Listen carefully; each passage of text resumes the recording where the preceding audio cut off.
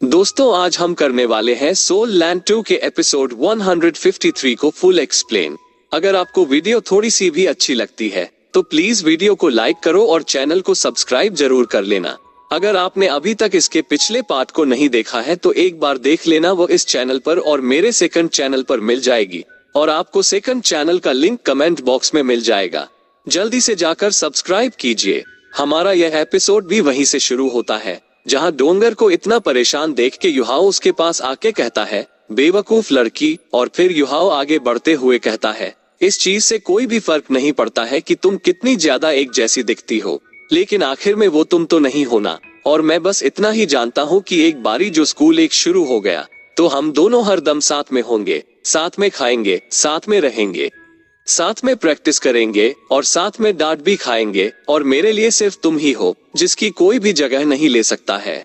और फिर युहाओ मजे लेते हुए कहता है, वैसे भी हम काफी ज्यादा लंबे समय से एक साथ ही हैं, तो यहाँ तक कि अगर तुम अपनी बातों से पीछे हटना भी चाहो तब भी तुम पीछे नहीं हट सकती हो। तो डोंगर युहाओ को चिढ़ाते हुए कहती है, तब तक तो नहीं जब तक कि तुम मुझसे दूरी बनाए रखते हो। और फिर यह मुंह फेरते हुए शर्माते हुए कहती है, अगर ऐसी बात है तो मैं सहमत हूँ। तो इस बात को सुनकर युहाओ हैरान होते हुए कहता है, तुम सहमत हो? आखिर किस चीज के लिए? वो मैं समझ गया, तुम उसके लिए सहमत होना। और इस चीज को सोच के युहाओ काफी खुश होने लगता है और हंसने लगता है। तो डोंगर कहती है, आखिर तुम ये क्या सोच रहे हो?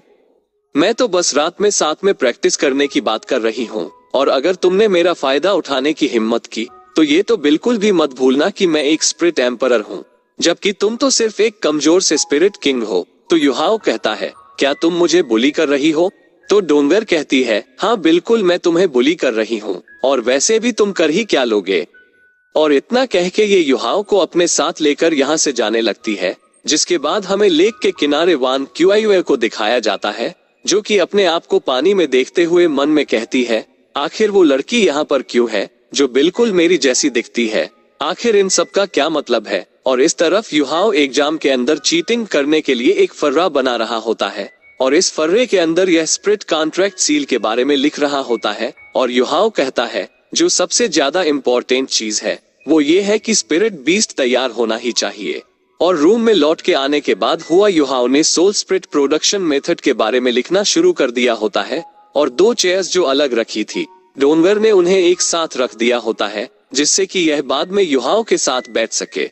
और डेस्क के ऊपर जो ये फर्रे लिख रहा था वहां पे जाकर डोंगर बैठ जाती है। और काफी ज्यादा रात होने की वजह से डोंगर को नींद भी काफी ज्यादा आने लगी थी, जिस वजह से इसको उबासी आने लगती है।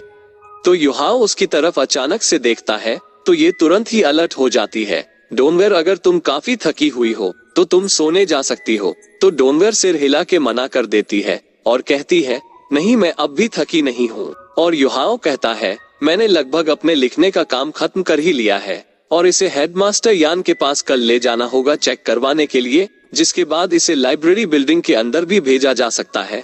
और फिर हम देखते हैं कि डोंगर ने युहाओ के लिए खाना परोस दिया होता है, जिसे जब युहाओ खाता है तो इसे काफी ज्यादा डिलीशियस लगता है। तो डोंगर खुश होते हुए कहती है, युहाओ कुकिंग कैसे की जाती है, तुम मुझे वो सिखा दो। तो युहाओ पूछता है कि पर क्यों?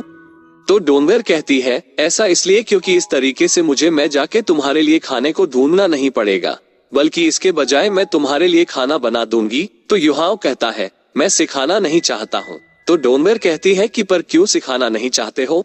लगता है कि तुम्हारी यह स्किल तुम्हारे लिए सच में काफी ज्यादा वैल्यू रखती है। और तभी युहाओ खुशनुमा मन के साथ कहता है, मैं चाहता हूँ कि तुम अपनी जिंदगी लाड़ प्यार से जियो, इसलिए मैं वो बनूंगा जो कि तुम्हारे लिए हर रोज खाना बनाएगा और मैं निश्चित रूप से तुम्हारी काफी अच्छी देखभाल करूंगा। मैं तुमसे प्यार करता हूँ, तुम्हारी कदर करता हूँ और तुम्हारी रक्षा करने के लिए हमेशा तुम्हारे साथ खड़ा रहूं। और युहाओ की इन बातों को सुनकर डोंगर काफी ज्यादा खुश हो जाती है और कहती है कि युहाओ तुम मुझे काफी अच्छी तरीके से ट्रीट करते हो। तो युहाओ कहता है, मैं तुम्हें इतनी अच्छी तरीके से ट्रीट करता हूँ लेकिन तब भी तुम्हारी आंखों में आंसू आ रहे हैं, और चलो भी रोना बंद करो। और फिर युहाओ अपने डोले शोले दिखाते हुए कहता है, ये सब बोलने का कोई भी फायदा नहीं है, ये सब कुछ मैं करके दिखाऊंगा। तो युहाओ को ऐसा करते देख डोंगर हंसते हुए कहती है, भूलो मत तुम अब भी स्पिरिट किंग ही हो। तो युहाओ कहता है, इसका पावर के साथ कोई भी लेना देना नहीं है। और फिर डोंगर युहाओ को काफी ध्यान से देखने लगती है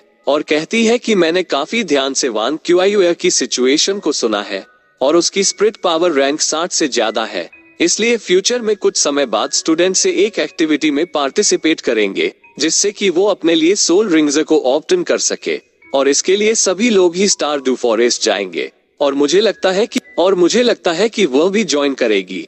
इसलिए युहाओ जब समय आएगा तब हम साथ में चलेंगे। और साथ में चलने वाली बात से युहाओ भी थोड़ा हैरान होता है और थोड़ी देर बाद और ज्यादा रात हो जाती है और युहाओ खुश होते हुए कहता है, चलो ठीक है, मैं खाना खत्म कर चुका हूँ और मैंने नहा भी लिया है, तो फिर चलो चल के बेड पे ट्रेनिंग करते हैं। और युहाओ की इस बात को सुनकर डोंगर का मुंह एकदम लाल हो जाता है और कहती है कि आखिर तुम ये क्या बेकार की बकवास कर रहे हो। लेकिन युहाओ जैसे तैसे करके डोंगर को मना लेता है और फिर ये दोनों ही बेड पर आके बैठ जाते हैं। फिर युहाओ डोंगर से ट्रेनिंग को शुरू करने के लिए कहता है तो डोंगर भी मान जाती है और फिर ये दोनों ही अपने हाथों को एक दूसरे से टच करते हैं, जिस वजह से इनकी स्पीड एनर्जी बाहर फ्लो होने लगती है और ऐसे ही ट्रेनिंग करते हुए पूरी रात गुजर जाती है। और अगली सुबह युहाओ डोंगर को अपने साथ लेके मार्शल सोल डिपार्टमेंट की वाइस हेडमास्टर के पास रिपोर्ट करने आ जाता है।